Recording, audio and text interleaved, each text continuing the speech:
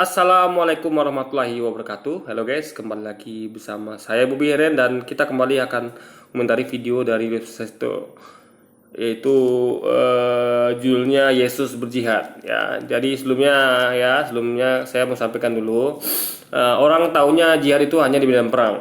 Padahal jihad itu literally ya, maknanya adalah berusaha sungguh-sungguh karena Allah ya. Jadi apapun bidangnya, kalau Anda sungguh-sungguh karena Allah, itu jihad namanya.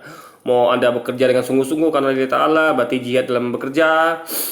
Jihad dalam bentuk ilmu ya kan, jihad dalam hal ekonomi, jihad dalam hal politik. Jadi apapun bidang yang Anda sedang berusaha sungguh-sungguh dalamnya karena Allah Ta'ala, itu Anda sedang berjihad. Nah, itu yang tidak diketahui oleh orang-orang ini gitu. Mereka tahunya jihad itu hanya medan perang. Jesus mujahid, Jesus berjihad melawan penjajah kafir.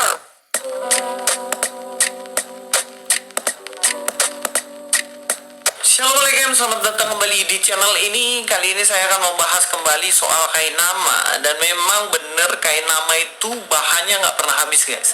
Karena ilmu klaim cocokmologi, ilmu ngawur dan juga nggak jelas. Saya sudah sering kali sampaikan lah, bahwa apa yang dikatakan Lewis ilmu cocokmologi ya, itu adalah dia nggak ngerti bahwa kita perlu memang melakukan pencocokan. Misalnya Quran mengklaim bahwa kitab-kitab sebelumnya sudah ubah tentang manusia. Itu kita cocokkan dengan Alkitabnya. Jadi apa yang Quran mention itu harus kita buktikan. Ya, itu bagaimana caranya kalau bukan dengan cocokmologi, ya kan? Nah, juga dengan misalnya mencocokkan antara apa yang disampaikan oleh pendeta dengan yang ada di Alkitabnya. Nah, itu juga perlu cocokmologi. Ya. Jadi Lewis ini meremehkan ilmu cocokmologi. Padahal di dunia ini guys ya, semua ilmu tuh rata-rata kebanyakan dari bidang cocokmologi. Contoh, kayak misalnya kita perlu tahu sejarah Pangeran Diponegoro. Nah, kita harus melakukan cocokmologi dengan bagaimana versi dia ketika kita dapat informasi dari Belanda. Pangeran Diponegoro adalah begini. Ya, kita harus melakukan cocokmologi dengan dari kajian kita. Jadi ada di mana perbedaannya dan di mana kira-kira letak yang salahnya gitu kan, karena nggak, kalau ada dua versi sejarah yang beda, nggak mungkin dua-duanya benar, tentu ada salah satu yang bohong gitu kan. Nah, kalau dua-duanya benar, dua-duanya sama, alhamdulillah berarti benar kan. Nah, jadi hal itu, jadi cocokmologi itu penting, jadi jangan remehkan tentang cocokmologi. Ya, itu seringkali dipakai dalam membahas Alkitab. So, wajar aja kalau bahannya nggak habis-habis. Karena walaupun itu keliru, dia main hajar aja guys. Oh gitu, langsung aja klaim ya, itu keliru, ngawur ya kan, Anda yang ngawur Lewis ya. Lewis ini ya saya udah buktikan di banyak video saya tentang Lewis Prasetyo, dan itu akan nambah terus videonya ya. Karena akan saya buat terus video ini ya, video lama pun akan saya korek-korek lagi guys. Karena memang target saya adalah membahas semua videonya ya, jangan sampai dan terlewat gitu kan. Dan itu butuh waktu memang, karena saya ada banyak ketinggalan juga karena banyak kesibukan. Jadi saya akan geber pelan-pelan gitu kan. Jadi di videoan saya itu Anda akan lihat banyak yang ngawur tuh justru Lewis Prasetyo ini guys, yang ngawur dan yang ngawur dan hajar terus, walaupun ngawur itu kan pede aja, itu Lewis sebenarnya guys, bukan usah kayak nama. Hari ini saya akan membahas soal statementnya yang bilang katanya Yesus itu berjihad guys. Dan memang dia ini satu-satunya ulama ustadz yang kayaknya di Indonesia ini yang bilang Yesus berjihad. Ya, kita bukan satu-satu ulama gini loh. Ulama itu ya mereka tuh banyak kajiannya, bukan hanya bahas tentang Yesus, tapi juga bahas tentang fikih, tentang syariat dan segala macamnya. Jadi nggak mungkin juga semuanya bahas kayak ginian gitu kan. Jadi harus ada memang yang bahas yang beginian. Nah, saya akan membackup ya. Jadi agar orang-orang ini paham bahwa apa itu jihad. Jadi saya pengen tahu nih, apa dalam termin istilah Lewis, apa itu jihad? Paham nggak dia tentang jihad gitu kan? Gara-gara kata pedang cuy. Dan ini bener-bener konyol. Kok bisa sih Yesus yang selama ini terkenal dengan hukum kasih yang dia bawa, kok bisa-bisanya dia dituduh Iya, hukum kasih ya kan. Tengok dulu kenapa dia di apa terkenal dengan hukum kasih. Jadi apa bener nggak itu dia pakai hukum kasih kan gitu.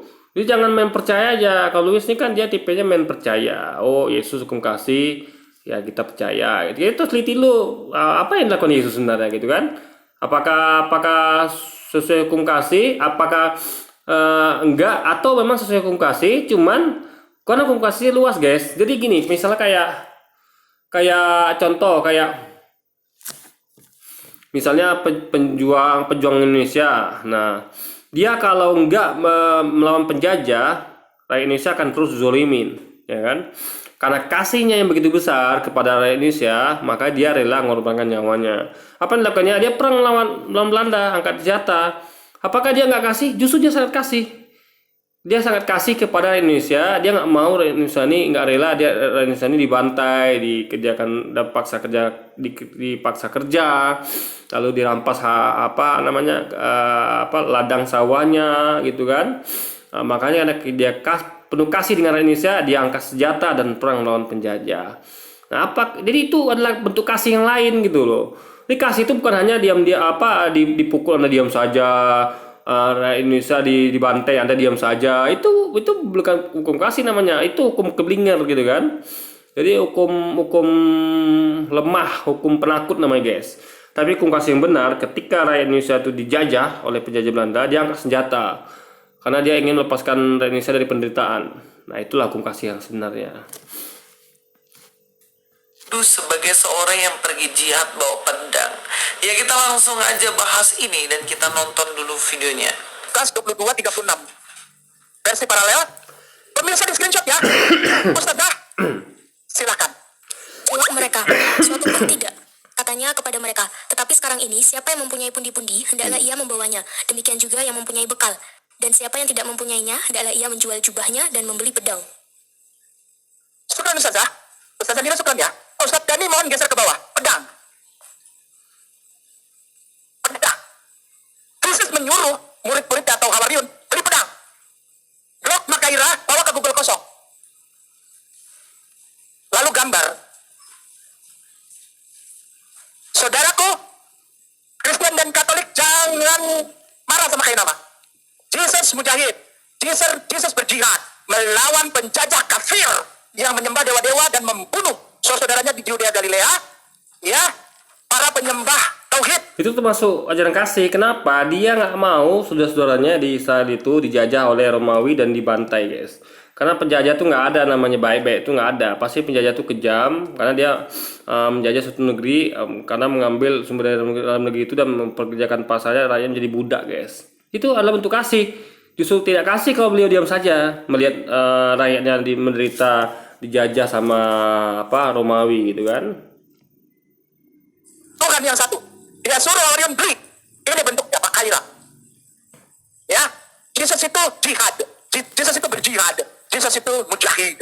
Dia perang terhadap orang kafir, penyembah Tuhan yang lebih dari satu. Bedanya adalah Yesus kalah jumlah. Mereka sedikit. Dia hanya dengan beberapa muridnya, sedangkan tentara Romawi itu banyak, guys. Akhirnya dia nanti kejadiannya adalah dia menyerah. Lalu dia menyuruh muridnya untuk buanglah pedang kalian, jatuhkanlah pedang kalian. Karena dia tahu nggak sanggup melawan tentara Romawi. Yesus salah prediksi. Jadi ketika dia ngumpet Taman Getsemani itu, dia udah siap berjihad itu, ya. Yang sampai dia kena tangkap dan dia harus berhadapan dengan para tentara yang hendak menangkapnya bersama dengan Rabi Yahudi gitu kan. Nah, ternyata Yesus salah prediksi. Ternyata setelah datang tentara Romawi, mereka kalah jumlah. Akhirnya daripada mati konyol, karena guys, jihad itu juga harus penuh perhitungan gitu. Nggak mesti harus membabi buta. Kalau nampaknya sia-sia ibarat itu, maksudnya mati kan bukan sia-sia tapi ya dipastikan kalah, ya sudah, mending simpan tenaga untuk perang di lain waktu gitu loh, guys.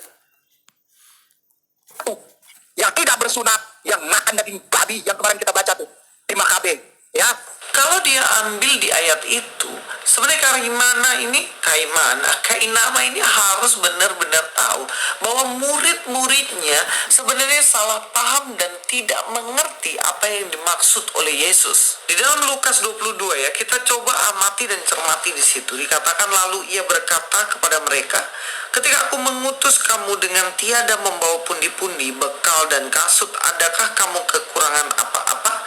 Jawab mereka, suatu pun tidak. Katanya kepada mereka, tetapi sekarang ini siapa yang mempunyai pundi-pundi, hendaklah ia membawanya.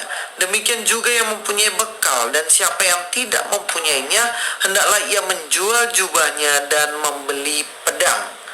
Oke, kalau kita melihat Disuruh beli pedang. Jadi pedang itu bagian dari bekal. Bekal untuk apa? Untuk melawan penjajah Romawi yang hendak menangkap Yesus.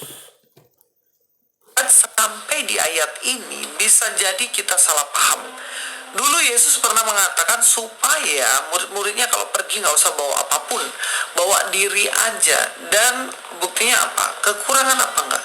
Dan dikatakan enggak kekurangan apapun.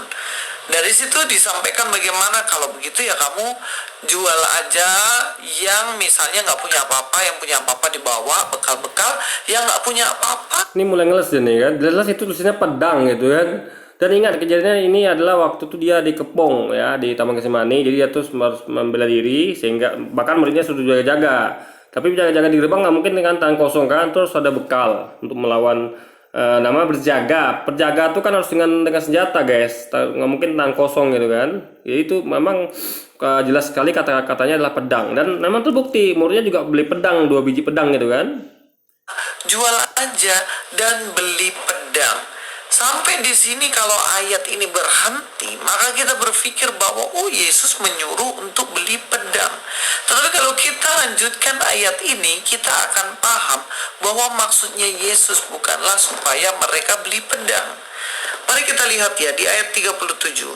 Sebab aku berkata kepada kamu bahwa nas kitab suci ini harus digenapi padaku, ia akan terhitung di antara pemberontak-pemberontak. Sebab apa yang tertulis tentang aku sedang digenapi. Dan kata mereka, Tuhan, ini 2 pedang. Jawabnya, sudah. Nah, Yesus katakan sudah cukup gitu kan. Tuhan 2 pedang. Dilihatnya pedangnya kan, ini cukup 2 pedang nih. Yesus mengiyakan gitu guys. Nah, lalu kalau misalnya ini mungkin ngelasnya di sini nih. Dia katanya sebab aku berkata kepada kamu bahwa nas kitab suci harus digenapi padaku. Dan langsung dia berpikir bahwa Yesus disalib gitu. Enggak. Maksudnya kejadian Yesus semui tangkap tuh itu sudah harus terjadi memang. Dia ditemui tangkap itu, dia tahu mau ditangkap ya, tahu dia mau ditangkap Musa itu tahu dia. Tapi di situ dia tidak bicara mengenai penyaliban ya sama sekali ya. Jadi maksudnya mengenai nas kitab suci itu adalah bahwa dia akan berusaha ditangkap dan disalib, tapi tidak beneran disalib. Dia tahu itu gitu kan. Makanya kalau dia tahu bakal disalib, ngapain dia nyuruh beli pedang? Karena dia nggak tahu bakal disalib, dia taunya jadi Yesus cuma diberi pengetahuan sebatas bahwa dia tuh akan coba ditangkap dan disalib. Makanya dia berhitung gimana caranya ya, melakukan perlawanan, fight back, jangan diam saja. Makanya selain berjaga-jaga di gerbang, disuruh beli pedang, dan 2 pedang cukup kata dia gitu kan. Nah itu tandanya dia hanya tahu sebatas itu. Dia nggak tahu kalau dia tuh bakal diselamatkan, nggak tahu dia gitu guys. Nah jadi memang faktanya memang Yesus nyuruh beli pedang, dan ketika muridnya sudah beli pedang 2, Yesus katakan cukup, berarti sudah cukup 2 pedang itu. Ya kan? Karena muridnya berdua, pas satu-satu itu kan untuk melawan penjajah Israel yang hendak menangkapnya. Cukup. Nah, perhatikan bagaimana pada akhirnya kisah ini ditutup dengan mengatakan bahwa mereka tidak menjual jubahnya, tetapi justru mengatakan kepada Yesus, ini loh ada 2 pedang Yesus. Dan dia bilang, ya udah cukup. Tapi ya kan ada 2 pedang itu, ngerti nggak? Ya, Yesus nyuruh beli pedang. Ya, kalau ada uang beli pedang, kalau nggak ada uang jual jubah beli pedang. Faktanya kan mereka anggaplah ada uang, nggak perlu jual jubah. Tetap mereka mengikuti perintah Yesus, yaitu beli pedang itu kan, beli pedang 2 gitu guys. ini Yesus ingin mengatakan bahwa Yesus akan dianggap. dianggap seseorang yang memberontak. Dan ini adalah nubuatan dari kitab perjanjian lama, yang mana Yesus ingin bilang gini, guys, kalian ini tahu nggak, kalau aku ini sebenarnya aku ini bukan orang yang bersalah dan bukan orang yang suka berperang, tetapi aku akan ditangkap dan dianggap sebagai seorang pemberontak. Makanya dalam teks ini dikatakan ya, ia akan terhitung di antara pemberontak-pemberontak, sebab apa yang tertulis tentang aku sedang digenapi. Jadi anggapan semua orang tentang Yesus, Karena pemberontak itulah maka dia akan dihabisi kan, niatnya ditangkap dan disalib, maka dia melakukan persiapan jihad, yaitu beli pedang, dan terbukti memang apa yang disuruh Yesus beli pedang, muridnya lakukan itu. Jadi Luis jangan lagi ngeles-ngeles ya, aneh-aneh gitu kan. yang adalah pemberontak itu tergenapi karena ada murid-muridnya yang bawa pedang. Padahal bukan Yesus sebenarnya yang suruh untuk beli pedang. Lah tadi apa kalimatnya? Adakah kalian uang, kalau tidak ada jualah jubah kalian dan beli pedang? Itu bukan, itu jelas Yesus yang merintahkan beli pedang. Masa dikatakan bukan Yesus nyuruh beli pedang? Jadi itu kata-kata siapa? Misalnya saya ngomong nih, adakah kalian uang? Ya, kalau kalian nggak ada uang, jualah jubah kalian dan beli pedang. Itu kan kata-kata saya. Kok bisa dikatakan tiba-tiba sama dia nih, Yesus nggak ada nyuruh beli pedang loh? Itu apa kata-katanya coba? Itu bukan kata-kata Yesus gitu kan? Jadi Luis nih dia berusaha ngeles gitu guys. Jelas faktanya seperti itu, apa yang diucapkan Yesus dan dibuktikan oleh murid-muridnya. Jadi muridnya ini juga ikut kata siapa kalau bukan kata Yesus. Mereka beli pedang tuh ke atas perintah siapa? Makanya Luis ini dia inilah guys ya. Akibat ngeles kayak gini gitu. Kita mencocokkan ya antara apa yang ucapan Yesus dengan apa yang dilakukan murid-muridnya, cocok kan? Nah, tapi jangan ngeles itu. Itulah akibat orang tidak mengikuti ilmu metode cosmologi. Akhirnya dia jadi ngawurlogi jadi guys. Karena itu sebenarnya teks itu adalah sindiran kepada kejadian momen yang Jadi ketika Yesus mengatakan jualah pedang, jual beli pedang itu sindiran gitu. Jelas-jelas disuruhnya belilah pedang, paham nggak? Belilah pedang, itu kalimat perintah ya. Belilah pedang, dan murid-muridnya langsung membeli pedang. Jadi kalimat perintah itu dieksekusi oleh muridnya. Nah, lalu kata dia pula itu sindiran. Itu bukan sindiran, itu kata kerja. Ya, kata kerja, dan muridnya mematuhi kata kerja dari Yesus tersebut, perintah dari Yesus tersebut. mana nanti akan dilakukan oleh Petrus. Tapi kita akan bahas ke situ. Tetapi kita harus tahu terlebih dahulu bahwa Yesus dianggap sebagai pemberontak. Seperti yang saya bilang tadi, itu adalah penggenapan dari perjanjian lama. Kalau kita lihat ya, dalam Yesaya 53 ayat 1 sampai 12, kita sekalian Gini guys ya. Di situ Yesus tidak mengatakan dia tidak pemberontak gitu. Dia dianggap pemberontak dan Yesus mengiyakan, ya kan? Dia tidak mengatakan aku bukan pemberontak gitu. Ya kan? Nah, yang penting intinya dia menyuruh muridnya beli pedang, dan itu sudah menjadi fakta bahwa Yesus mempersiapkan diri untuk melawan daripada orang-orang yang hendak menangkapnya, guys. Itu faktanya begitu. yang sesat seperti domba, masing-masing kita mengambil jalannya sendiri, tetapi Tuhan telah menimpakan kepadanya kejahatan kita sekalian. Jadi di sini yang jahat adalah kita. Ayat 7, dia dianiaya, tetapi dia membiarkan diri ditindas dan tidak membuka mulutnya, seperti anak domba yang dibawa ke pembantaian, seperti induk domba yang keluh di depan orang-orang yang menggunting bulunya, ia tidak membuka mulutnya. Sesudah penahanan dan penghukuman ia terambil, dan tentang nasibnya siapakah yang memikirkannya? Sungguh ia terputus dari negeri orang-orang hidup, dan karena pemberontakan umatku ia kena tulah. Orang menempatkan kuburnya di antara orang-orang fasik, dan dalam matinya ia ada di antara penjahat-penjahat, sekalipun ia tidak berbuat kekerasan. Dan Nah, coba kita apain ya nih. Kita sekalian sesat seperti domba. Jadi Yesus itu menyamakan mereka ini seperti domba, sesat seperti domba. Masing-masing kita mengambil jalan sendiri, tapi Tuhan telah menimpakan kepadanya kejahatan keselalian. Ya, jadi kejahatan keselalian itu adalah ditimpakan kepada domba, ya kan? Jadi maksudnya itu domba itu adalah sebagai penebusan. Maksudnya itu apa? Ya untuk korban lah, semacam korban untuk menembus dosa gitu guys. Karena kita kan tahu di Perjanjian Lama tuh untuk nebus dosa itu melakukan banyak ritual pembakaran ya, pembakaran domba, sapi dan sebagainya macamnya. Dia dianiaya, tapi dia memberikan diri ditindas dan tidak membuka mulutnya, seperti domba yang dibawa ke pembantaian. Seperti domba yang keluh di depan orang-orang yang mengunting bulunya, ia tidak membuka mulutnya. Sudah penana dan pengumuman ia terambil, dan tentang nasibnya siapakah yang memikirkannya? Sungguh, ia terpusat dari negeri orang hidup, dan karena pemberontakan umatku, ia kena tulah. Gitu. Jadi, Yesus mengatakan bahwa umatnya pemberontak. Karena pemberontakan umatku ia kena tulah. Jadi domba itu jadikan tumbal ya, korban bakaran atau persembahan karena umatnya memberontak. Jadi umatnya itu adalah termasuk pemberontak. Kenapa? Karena tidak mengikuti Yesus.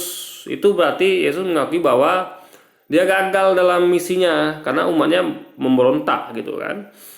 Dia mengatakan karena pemberontakan umatku ia kena tulah gitu. Jadi dia tuh kena azab ya, karena pemberontakan umatnya gitu. Ini bukti bahwa umat Yesus itu banyak yang memberontak pada Yesus.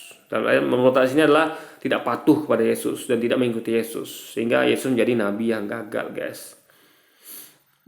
Orang yang menempatkan kuburnya di antara orang-orang yang fasik, dan dalam hatinya ia ada di antara penjahat-penjahat, sekalipun dia tidak berbuat kasar dan tipu tidak ada dalam mulutnya.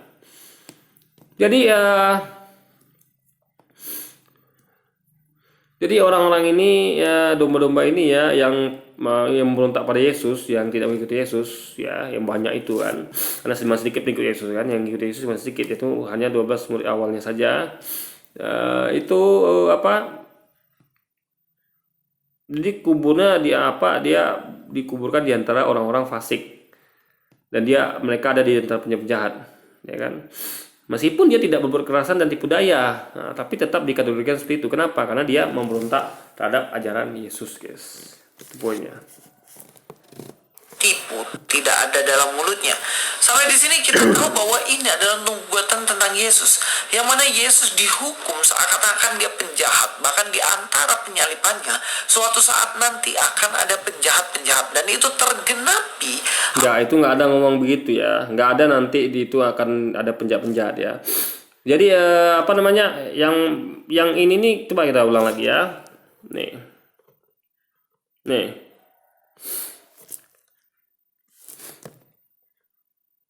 Orang yang menempatkan kuburnya di antara orang-orang fasik ya. Jadi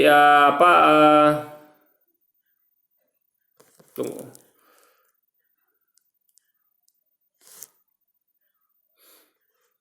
Oke, ini ngomong tentang Yesus ya. Tunggu bentar.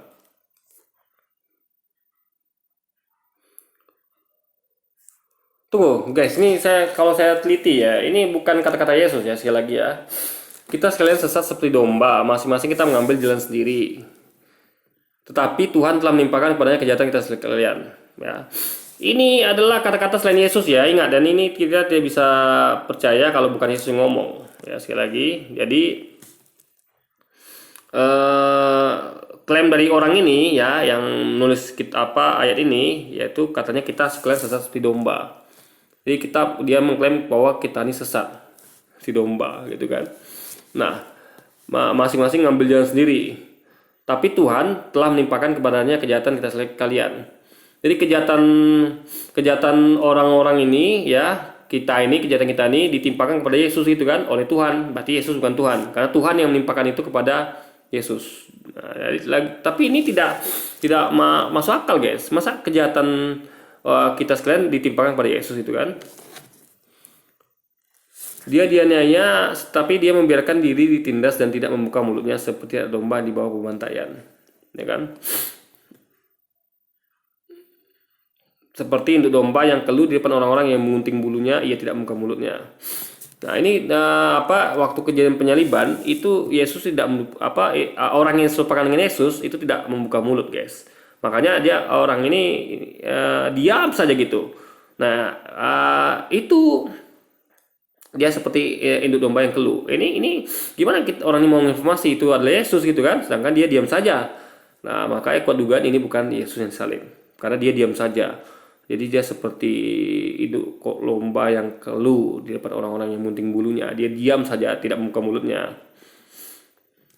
Dia memberikan diri ditindas gitu kan. Sudah penahanan dan pengumuman ia terambil dan tentang nasibnya siapakah yang memikirkannya gitu kan. Sungguh ya terputus dari negeri orang-orang hidup dan karena pemberontakan umatku ya kena tulah. Jadi karena umatnya tidak patuh pada dia ya kan, banyak pemberontak di umat Yesus ini ya kena azab gitu kan, tulah gitu. Tulah itu kan semacam azab gitu atau penderitaan.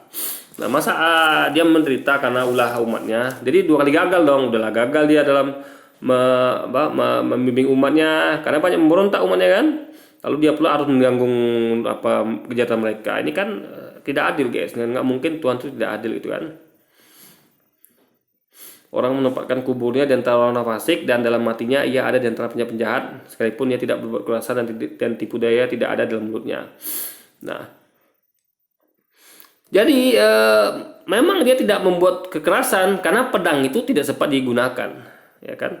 Sempat digunakan waktu itu. Waktu itu nggak salah pedang itu sempat digunakan ya, nggak salah saya. Cuma ada baca lagi Alkitab itu nggak salah pedang itu digunakan sampai telinga dari salah satu penjaga itu putus guys.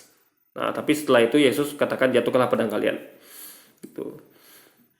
Jadi kalau dia memerintahkan beli pedang ya kan, memang itu belum dikatakan berbuat kekerasan karena pedangnya belum dipakai. Tapi faktanya di situ kejadian itu pedang itu sempat dipakai oleh muridnya menebas salah satu telinga hingga putus gitu kan. Nah, jadi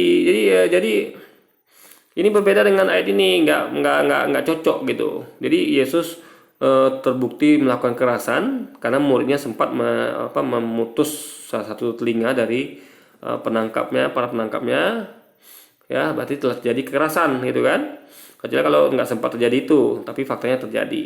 Nah, tapi kalau nggak terjadi, misalnya nggak terjadi tapi faktanya terjadi, ya kan, nah, itu berarti memang benar dia tidak atau belum berbuat kekerasan, ya belum, karena dia kan udah menyuruh beli pedang, tinggal nunggu waktu saja pedang itu digunakan gitu kan.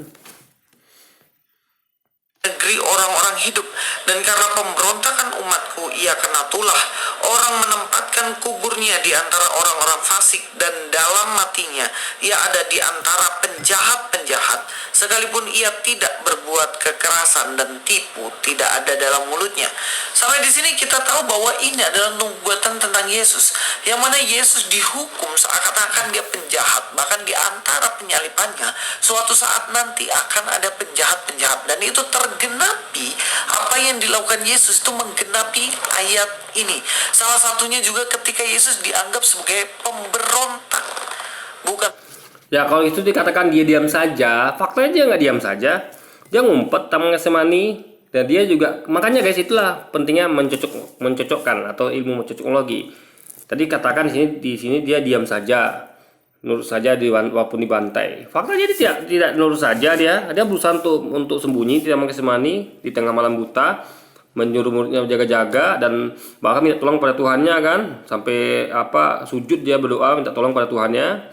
Bahkan dia nyuruh muridnya beli pedang, ya kan? Bahkan muridnya menggunakan pedang itu, sempat menggunakan pedang itu untuk menebas telinga salah satu para penangkapnya, guys. Berarti dia adalah pemberontak, kita akan lihat. Tetapi Tuhan berkehendak meremukkan dia dengan kesakitan apabila ia menyerahkan dirinya sebagai kurban penebus salah. Ia akan melihat keturunannya, umurnya akan lanjut dan kehendak Tuhan akan terlaksana olehnya. Sesudah kesusahan jiwanya ia akan melihat terang dan menjadi puas. Dan hambaku itu sebagai orang yang benar dan akan membenarkan banyak orang oleh hikmatnya, dan kejahatan mereka dia pikul. Sebab itu aku akan membagikan kepadanya orang-orang besar sebagai rampasan, dan ia akan memperoleh orang-orang kuat sebagai jarahan, yaitu sebagai ganti karena ia telah menyerahkan nyawanya ke dalam maut, dan karena ia terhitung di antara pemberontak-pemberontak, sekalipun ia menanggung dosa banyak orang dan berdoa untuk pemberontak-pemberontak. Selagi ini bukan kata Yesus, kita nggak bisa percaya ya. Sekali lagi ini bukan kata Yesus ya, karena ini bertentangan dengan kata-kata dia. Dia mengatakan bahwa angkatan jahat ini minta suatu tanda dariku, aku tidak akan memberikan mereka selain tanda Yunus ya. Di Yunus tinggal 3 malam dalam perut ikan, begitu juga anak manusia akan tinggal tiga malam dalam perut bumi. Dan ini kejadian nubuatan Yesus ketika kejadian penyaliban. Jadi selama penyaliban Yesus di mana? Dia ada di perut bumi. Tinggal di sana dalam perut bumi tiga malam. Ya kan? Nah, setelah itu baru dia keluar setelah kejadian penyaliban selesai. Ya, seperti keluarnya Yunus dari dalam perut ikan paus, ya kan, dalam keadaan hidup, ya kan. Yunus juga ketika ditelan ikan paus dan di dalam perut ikan paus berkeliling 3 hari itu hidup. Nah, Yesus setelah dikeluarkan dari perut bumi oleh Allah dalam persembunyiannya, dia langsung mendatangi muridnya dan meminta makan kepada mereka, ya, dan memakan ikan goreng. Yesus katakan, "Rabalah aku dan lihatlah." Itu untuk membuktikan bahwa dia masih hidup, tidak pernah mati, itu kan. Makanya dia membuktikan dengan makan ikan goreng, guys. Kontak. Dikatakan di sini dia akan terhitung. Dia dianggap sebagai pemberontak, terhitung sebagai pemberontak, sekalipun dia adalah orang yang mendoakan pemberontak itu. Dia yang menanggung dosa banyak orang. Jadi konteks pemberontak di sini kita harus tahu bahwa pemberontak Yesus tidak pernah mengatakan dia akan menanggung dosa banyak orang. Dia katakan, ya, seorang anak tidak akan menanggung dosa bapaknya, dan dosa seorang bapak tidak akan jatuh kepada anaknya. Ya kan? Semua bertanggung jawab atas diri masing-masing. Itu yang Yesus sampaikan, ya. Ketika dia waktu itu, nggak salah saya tuh ayatnya tuh, dia bertemu dengan anak kecil. Jadi kemarilah anak-anak itu, biarkan mereka padaku, karena mereka adalah punya kerajaan surga. Artinya anak-anak itu adalah anak-anak suci, tidak menerima dosa dari bapaknya, ya kan? Karena kita tahu doktrin Louis ini kan bahwa anak kecil berdosa. Faktanya Yesus katakan tidak, bawalah anak-anak itu kemari hadapanku, karena mereka adalah penghuni surga, karena mereka suci, nggak ada dosa. Jadi nggak ada dosa waris, guys. Jadi tiap orang itu akan nanggung dosa masing-masing. Seorang bapak tidak akan nanggung dosa anaknya, dan seorang anak dosa anak tidak akan tertimpa kepada bapaknya, guys. Itu kata yang Yesus sampaikan. Pemberontak yang dimaksud itu bukan berarti Yesus yang pergi jihad dan dia memberontak seperti yang dikatakan Kainama, tetapi dia pada akhirnya dianggap sebagai pemberontak karena kelakuan murid-murid. Jadi, guys, ya, kelakuan murid-muridnya, dan itu dikonfirmasi oleh Yesus sendiri, ya. Jadi muridnya memberontak kepada Yesus, kan? Karena Yesus ini dia dia gagal, dalam artian dia itu gagal dalam mendakwakan ajaran Islamnya, sehingga banyak tidak beriman pada dia. Lalu dia memerintahkan muridnya untuk memberontak, gitu kan, dengan menyuruh pedang, berjaga-jaga di gerbang dan beli pedang. Dan terbukti memang muridnya sempat menggunakan pedang itu untuk menebas telinga dari salah satu penjaga, salah satu dari penangkap mereka, gitu kan.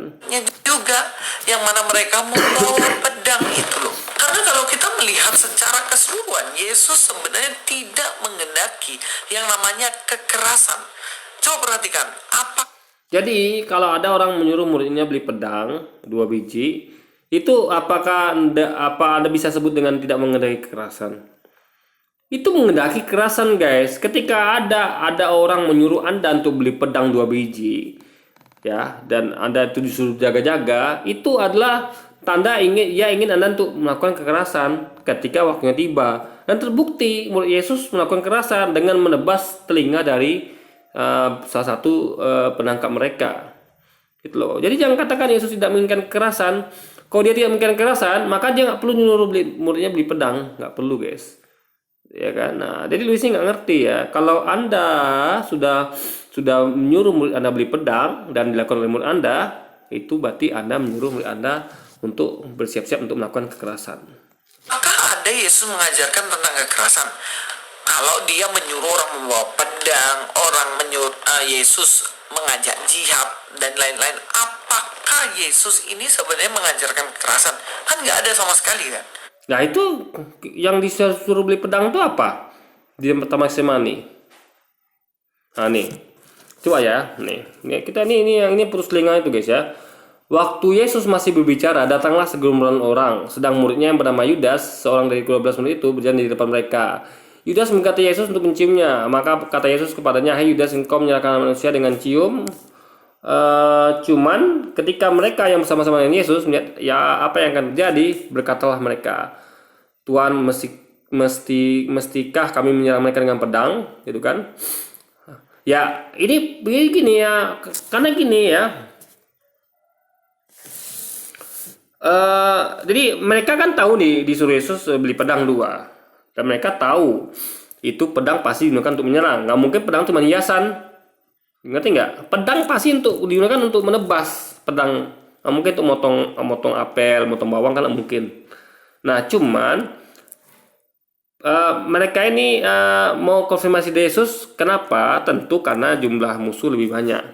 Ya, ingat mereka cuma bertiga loh guys, bertiga, Yesus dan 2 muridnya itu cuma bertiga. Sedangkan orang ini rame. Jadi apakah kita harus melawan? Melihat dari jumlah musuh yang menang banyak gitu kan? Nah, maka mereka perlu memastikan. Mereka tahu pedang memang digunakan untuk menebas. Nah, tapi ada seseorang tuh yang ngambil keputusan, ya kan?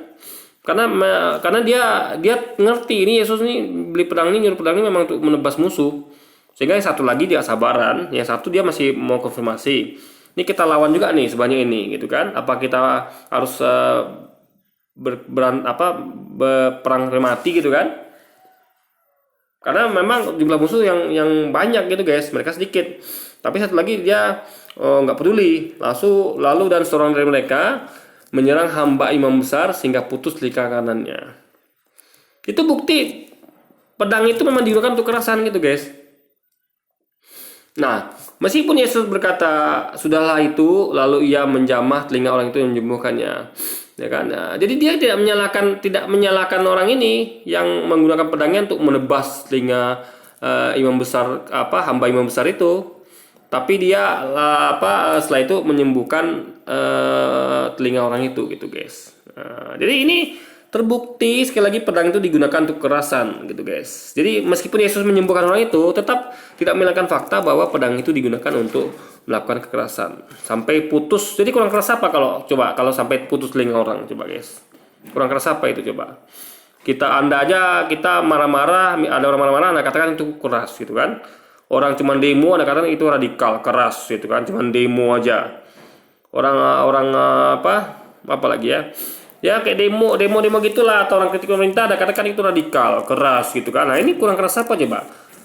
Menyerang hamba imam besar dengan pedang sehingga putus telinga kanannya, itu kurang keras apa coba? Ini kekerasan guys, itu faktanya. Bahkan dalam Lukas 22 ayat 47 sampai 51 ya, waktu Yesus masih berbicara, datanglah serombongan orang, sedang muridnya yang bernama Yudas, seorang Ingat, serombongan orang tuh banyak loh guys, mereka cuma bertiga. dari ke-12 murid itu berjalan di depan mereka. Yudas mendekati Yesus untuk menciumnya. Maka kata Yesus kepadanya, "Hai Yudas, engkau menyerahkan anak manusia dengan ciuman." Ketika mereka yang bersama-sama dengan Yesus melihat apa yang akan terjadi, berkatalah mereka, "Tuhan, mestikah kami menyerang mereka dengan pedang?" Perhatikan ya, murid-muridnya meminta dan menanya Yesus, mestikah kami menyerang mereka dengan pedang? Nah, inilah yang dibilang Yang nyuruh beli pedang ini siapa? Yesus. Ya, mereka harus mengkonfirmasi, harus nggak kita lawan mereka nih dengan pedang? Karena kita kalah jumlah nih, gitu maksudnya loh, ya kan? Karena kalau kita paksakan nih, kita kalah nih. Tapi walaupun kalah, minimal kita bisa melukai mereka gitu kan? Nah, itu yang jadi apakah maksudnya ada perubahan strategi apa tidak? Apa kita lanjutkan strategi ini, yaitu beli pedang dengan nebas tadi? Nah, jadi dan satu lagi udah nggak sabaran, langsung dia yakin Yesus sudah menentukan strateginya, sudah dikerjakan saja gitu. Karena mereka ini tahu beli pedang itu bukan untuk motong bawang guys, itu bukan untuk motong wortel, untuk nebas orang gitu kan. Yesus, yang mana pada akhirnya Yesus dianggap sebagai pemberontak karena ternyata murid-muridnya udah punya pedang. Ya sebenarnya kalau Yesus mau ngomong ya nggak usah pakai pedang sebenarnya kan gitu. Tapi karena mereka membawa pedang, maka Yesus Gimana nggak usah pakai pedang? Yesus yang nyuruh beli pedang. Masa pedang itu cuma untuk hiasan kan? Guys, ini nggak masuk akal guys. Kalau ada orang nyuruh Anda beli pedang, Anda tahu lah guna pedang itu untuk apa. Itu nggak, ada kecil juga tahu guna pedang itu untuk apa. Nah mungkin Yesus nyuruh beli pedang, lalu kalian beli pedang ya, nanti pedangnya tuh kalian pegang-pegang aja. Kalian ini kan nggak, tentu digunakan untuk perlawanan tentunya. dicap pemberontak, dan ini sesuai dengan penggenapan yang disampaikan oleh kitab Yesaya. Dan lanjut ya ayat 50, dan seorang dari mereka menyerang hamba imam besar sehingga putus telinga kanannya. Tetapi Yesus berkata, sudahlah itu. Lalu ia menjamah telinga orang itu dan menyembuhkannya. Kalau Yesus ngajarin jihad dan melakukan jihad sebagai seorang pemberontak, tentunya dia akan membunuh orang yang telinga udah putus dan mengacungi jempol pada Petrus. Tapi faktanya enggak. Yesus menyembuhkan telinga orang yang putus. Iya, karena kalau diteruskan ya, Yesus itu guys, dia berubah strategi. Ketika dia ngelawan yang tidak imbang ya, karena tadi katanya gerombolan kan, Yesus bertiga atau berapa orang itu, ini nggak imbang nih, dia tentu memikirkan keselamatan murid-muridnya. Dia pada mati konyol semua, pedang itu jadinya memang mereka masih bisa melawan musuh bisa, tapi mereka pasti akan kalah ya, karena mereka tidak punya kekuatan gitu, mereka cuma sedikit. Ya udah, daripada mati konyol, akhirnya pedang Yesus ganti strategi dengan dengan menyerah aja lah sudah, karena kalah jumlah kan. Nah makanya dia sembuhkan itu agar musuhnya tuh nggak marah sama murid-muridnya nih gitu. Ada dia sudah mengganti telinganya dengan menyembuhkan gitu guys. Jadi logikanya itu karena ada perubahan strategi. Karena perubahan strategi ini tidak membuat Yesus menjadi tidak mengajarkan kekerasan. Tetap dia mengajarkan kekerasan. Sama kayak misalnya gini. Misalnya ada Pangeran Diponegoro. Pangeran Diponegoro dikepung, ya kan? Lalu dia tanya kepada prajuritnya, kan ada bawa pedang nggak? Kalau nggak ada bawa pedang ya, jual jubah kalian dan beli pedang. Kata prajuritnya, ada kami pedang 2 nih. Nah, sudah itu cukup. Lupanya yang datang menangkap Pangeran Diponegoro tuh rame gerombolan gitu kan. Nah tentu Pangeran Diponegoro langsung berubah taktik. Kalau begini mati semua kita nih kan, nggak terlawan itu. Kita bertiga cuman, akhirnya sudahlah. Makanya dia nggak marah ketika ketika muridnya menebas salah satu prajurit itu, salah seorang prajuritnya itu menebas tentara Belanda dengan pedang. Dia nggak marah. Kalau dia marah itu bukti bahwa dia sebenarnya tidak mengajarkan kekerasan. Tapi kalau dia marah ya, tapi dia kan tidak marah, itu artinya memang dia mengajarkan kekerasan, tapi dia hanya merubah taktik gitu kan, sehingga ini kacau nih. Memang saya nyuruh beli pedang kan untuk digunakan menebas, tapi lihat musuh dong, musuh itu gerombolan tuh rame, mati konyol kita. Akhirnya dia biar musuhnya nggak marah sama prajuritnya, cukup nangkap dia saja, disembuhkannya gitu guys. Jadi Pangeran Diponegoro mengatakan, ayo sini tentara Belanda saya obatin gitu kan. Nah, biar melunakkan hati tentara Belanda, karena nebas itu kan muridnya, dia nyuruh padahal kan. Juga dia bisa katakan nanti yang sebenarnya yang nyuruh mereka pakai pedang itu saya, jadi saya aja ditangkap gitu, sini saya sembuhkan telingamu gitu kan. Nah, jadi guys, itu yang tidak pahami Louis gitu, bahwa itu hanyalah perubahan strategi, bahwa musuhnya datangnya gerombolan, mereka cuma bertiga. Jadi Yesus salah prediksi karena dia bukan Tuhan, dia nggak tahu tentang apa yang masa akan datang. Dikiranya masih terlawan, makanya cukup beli 2 pedang, rupanya nggak terlawan. Akhirnya berubah strategi, dan itu tidak membuktikan bahwa dia itu tidak mengajarkan kekerasan guys, karena dia telah mengajarkan membeli pedang ya, dan muridnya tahu bahwa pedang itu bakal digunakan untuk menebas orang, dan terbukti salah satu muridnya itu menggunakan pedang itu untuk menebas, meskipun murid yang lain tuh bertanya, benar nggak kita lawan nih, karena mereka jumlahnya gerombolan gitu guys, gitu loh. Terus telinganya, dan dia memarahi Petrus, orang yang hidup dari pedang akan mati oleh pedang. Sampai di sini kalian, dia tidak memarahi Petrus, dia nasihatin ya. Maksudnya gini ya, orang yang hidup dengan pedang akan mati dengan pedang. Maksudnya gini ya, kalau dia paksakan ya, dia nasihatin Petrus. Maksudnya gini, kalau dia paksakan itu ya, jumlahnya mereka gerombolan, dilawan juga dengan pedang ya, mereka akan mati konyol gitu maksudnya. Karena Yesus kan awalnya nggak tahu kalau musuhnya bakal datang sebanyak itu. Jadi maksudnya tuh waktu itu bukan saatnya untuk menggunakan pedang, meskipun dia nyuruh muridnya beli pedang, tapi karena meleset ya, perhitungan meleset, jadi pedang itu harusnya nggak dipakai gitu loh guys. Tapi kalau musuhnya waktu itu datangnya sedikit ya, jumlahnya sama mereka, itu Yesus akan teruskan itu. Tidak akan ada dia melarang muridnya untuk melarang muridnya untuk melakukan perang ya pada saat itu kalau musuhnya sedikit jumlahnya guys. harus tahu bahwa Yesus mengajarkan kasih, mengasihi musuh, mengampuni mereka yang membenci Yesus, bukan justru. Nah, jadi saya tanyakan ya Pak Luis ya, apakah kasih ya dengan menyuruh muridnya beli 2 pedang, dan pedang itu digunakan muridnya untuk nebas leher lawan, telinga lawan? Apakah itu kasih namanya? Perkara dia menyembuhkan lagi telinga itu tetaplah tidak menghilangkan jejak kekerasan yang dilakukan oleh muridnya, yaitu nebas telinga lawan sampai putus, guys, gitu loh. Itu mengajari untuk berperang. Tapi saya katakan itu kekerasan yang dalam hal kasih. Kenapa? Karena untuk membela dari kehormatan dirinya dan murid-muridnya. Karena mereka dijajah sama tentara Romawi itu, sehingga mereka harus membela kemuliaan mereka. Ya, jangan sampai mereka tuh diapa-apain gitu. Makanya ada perlawanan. Jadi adalah sebuah tuduhan yang benar-benar nggak masuk akal ketika Yesus dibilang sebagai seorang yang mengajarkan jihad dan ngajak jihad. Dia nggak bisa melihat ketika ada muridnya melukai orang lain, dia pasti akan sembuhkan orang itu. Bahkan dalam Lukas 22 ayat 52, maka Yesus berkata pada imam-imam kepala dan kepala-kepala pengawal bait Allah serta tua-tua yang datang untuk Sama seperti ini misalnya ya, Anda bertarung dengan orang lain. Ya, misalnya ada penjahat lalu Anda bertarung. Misal saya mau dirampok gitu kan. Saya mau dibegal. Lalu saya kalahkan begal itu, saya buat misalnya tangannya patah atau terkilir, ya kan, saya kunci, sek gitu kan, saya kunci. Itu artinya saya melakukan kekerasan pada dia. Perkara nantinya saya sembuhkan lagi, tetap tidak menghilangkan fakta kalau saya telah melakukan kekerasan pada dia. Paham ya? Ya, karena memang harus dilumpuhkan gitu, harus dikunci, kecuali ditakut-takuti bisa, tapi fakta kan tidak gitu kan.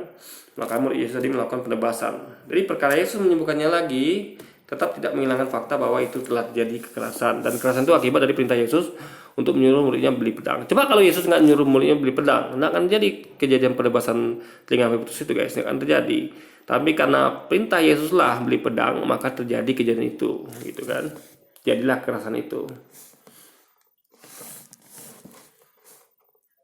tangkap dia, katanya, "Sangkamu aku ini penyamun, maka kamu datang lengkap dengan pedang." Nah ini, Yesus nggak nyangka bahwa mereka ini juga datang dengan pedang dan pentung. Dikiranya hanya dia nanti yang bawa pedang 2, ya kan? Maka Yesus berkata kepada imam-imam kepala dan kepala-kepala pengawal bait Allah itu serta tua-tua yang datang untuk menangkap dia. Lebih banyak berarti ini, guys, ya kan? Katanya, "Sangkamu aku ini penyamun, maka kamu datang lengkap dengan pedang dan pentung." Ini dia salah prediksi. Dikiranya mereka datang dengan tangan kosong, makanya suruh muridnya beli pedang. Ternyata pedang mereka akan dilawan dengan pedang mereka juga gitu, dengan pedangnya imam-imam kepala ini dan kepala pengawal bait Allah itu serta tua-tua. Beberapa orang tuh, guys, semua itu bawa pedang dan pentung, sehingga tidak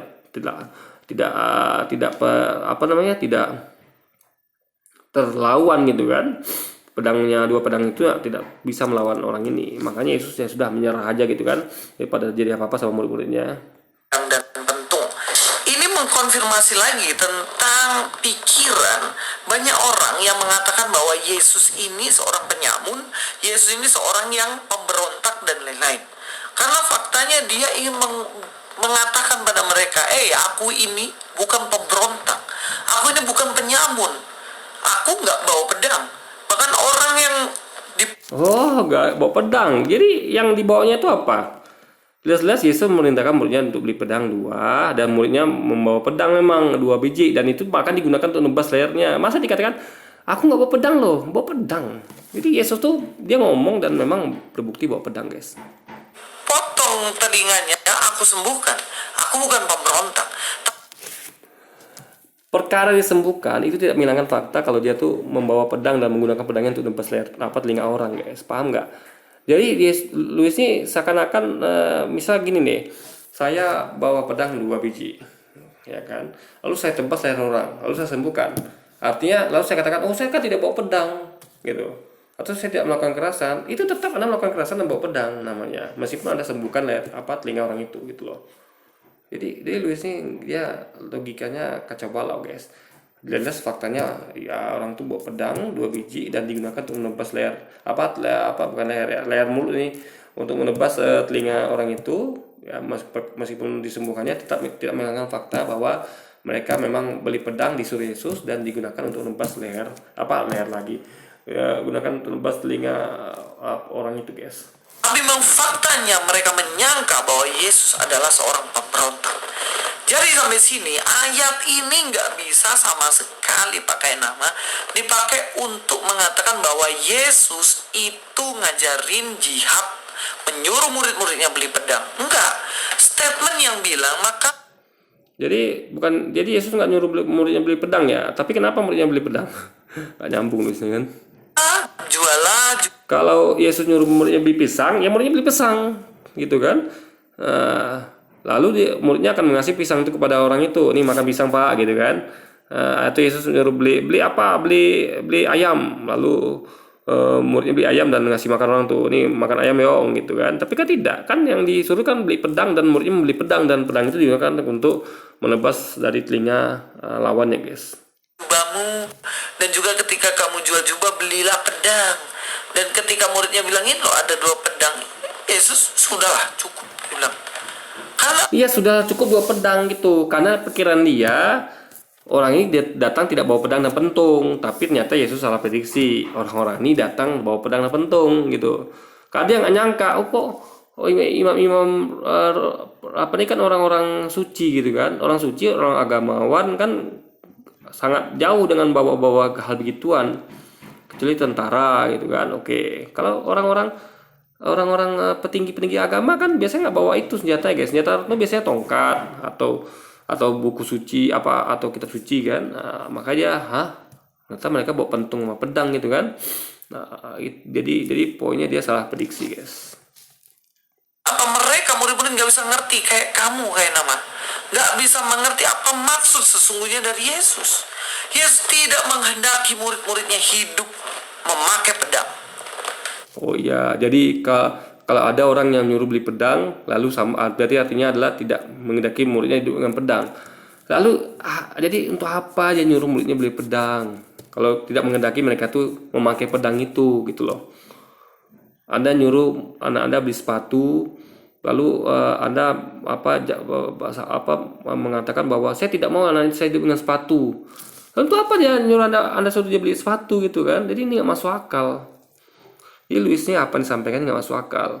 Jelas faktanya kalau kita nyuruh seseorang tuh beli sesuatu yang kita mau, beli sepatu, berarti kita pengen orang tuh pakai sepatu. Kalau kita suruh orang tuh beli mobil, berarti kita mau orang tuh pakai mobil. Kalau kita suruh dia beli pedang, berarti kita mau orang tuh menggunakan pedang itu. Karena nggak mungkin dari pakai jadi mubazir gitu kan. Nah itu jadi Luis nggak ngerti guys. Poinnya tuh dia nggak tangkap gitu kan. Demi dogma dia berusaha tuh ngeles sedemikian rupa. Tetapi toh muridnya nggak bisa ngerti apa yang Yesus maksudkan. Sama seperti pakai nama yang nggak mau ngerti apa yang disampaikan oleh Yesus. Justru murid-muridnya ngerti. Mereka ikut perintah, suruh beli pedang, oke siap bos, saya beli pedang. Cuma ada satu murid itu yang masih ragu, ini musuhnya bawa pentungan sama pedang juga loh, kita juga bawa pedang loh, ini kita lanjut apa tidak nih strateginya. Nah satu lagi nggak sabaran, lalu dia nebas telinga itu. Nah, Yesus tidak menyalahkan, cuman Yesus tahu aduh ini nggak lawan ini kan, maka dia protes. Kamu kira aku penyamun bahwa kalian bawa pedang dan pentung gitu kan? Padahal dia juga bawa pedang gitu kan. Tapi Yesus protes karena memang aduh tadi gua kira orang ini nggak bawa apa-apa sehingga bisa cukup 2 pedang itu. Jadi kalau mereka ini nggak bawa apa-apa guys ya, kalau imam-imam ini tidak bawa apa-apa, tidak bawa pedang dan pentung, itu 2 pedang cukup itu. Tapi jadi nggak cukup setelah ternyata mereka bawa juga pedang dan pentung. Ya mana cukuplah 2 pedang itu kan? Artinya Yesus salah prediksi dan akhirnya berubah strategi. Itu poinnya. Jadi stop fitnah-fitnah Kristen, stop fitnah-fitnah Kristus. Karena apa yang Ini bukan fitnah. Jelas situasinya seperti itu. Justru Luis ini yang sedang mengeles sekarang nih kan. Orang jelas-jelas nyuruh muridnya beli pedang, jelas-jelas jumlahnya itu cukup ya. Berarti dikonfirmasi benar oleh Yesus ya, cukup itu. Oke, cukup 2 cukup. Karena dia nggak tahu ternyata lawannya bawa pedang dan pentung juga. Gitu guys. kamu lo sampaikan sama sekali nggak benar. Sampai ketemu di video selanjutnya. Justru yang Luis sampaikan nggak benar gitu. Fakta yang ada mau diubah dia dengan cara ngeles gitu kan. Jadi kalau ada orang yang mau nyuruh beli pedang, berarti itu pedang itu bukan digunakan untuk menebas orang, tapi untuk untuk pajangan atau untuk untuk potong bawang, potong apel gitu kan. Jadi mungkin muridnya ngira itu telinga lawannya itu adalah apel mungkin gitu kan. Saat tebas mereka, aduh, padahal apelnya ada di dalam tas lawannya itu gitu. Luis, Anda ini memang betul-betul nggak masuk akal gitu kan. Oke, demi dogma Anda rela untuk ngeles seperti ini segitunya gitu. Oke, jadi mungkin sekian dulu aja video kita kali ini. Sampai jumpa lagi di video-video selanjutnya. Wassalamualaikum warahmatullahi wabarakatuh guys.